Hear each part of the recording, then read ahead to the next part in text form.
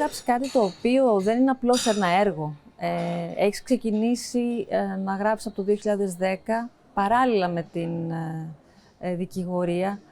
Αυτή η επιτυχία ουσιαστικά ξεκινάει το 2019, λίγο πριν από την πανδημία του COVID.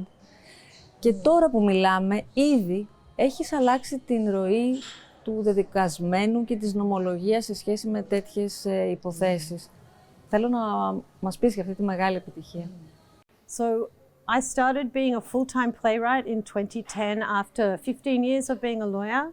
And I thought when I was a lawyer, one day I need to write about this, but it's very hard to write about because everyone's saying, no, it's okay, it's fair. And I thought it's not fair, but I have to find the right story.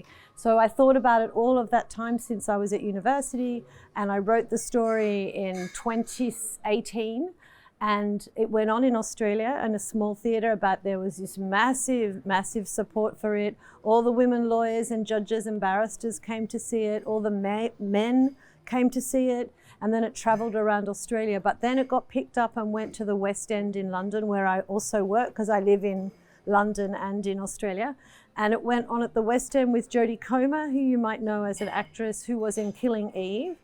And she had never been on stage before, and she played every night for, months and months in the West End to 1,000 people. Every night was sold out, every night a massive standing ovation from women, from men, from everyone.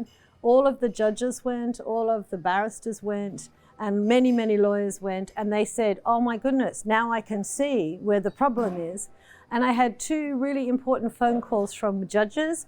One judge called me the morning of 9 o'clock in the morning, one morning after the play. She'd seen the play the night before. And she said to me, I have been a judge for many years. I saw your play and I've been up all night, worried about realizing there's a problem. And I am the judge that writes the direction to the jury, where they read out the direction and say, you must consider this when you make your judgment. And it was a woman judge, so it's interesting when you have women in power that they can make the change that we all see. And she said, I have rewritten the statement to the jury and I've used the words from the play, and now all over Britain, they will have to read that out to the jury to say, just because you don't remember it very clearly in chronological order or you forget some side details, it doesn't mean that you are lying. You could be traumatized, because what we don't remember is that the scene of the crime is actually the woman's body.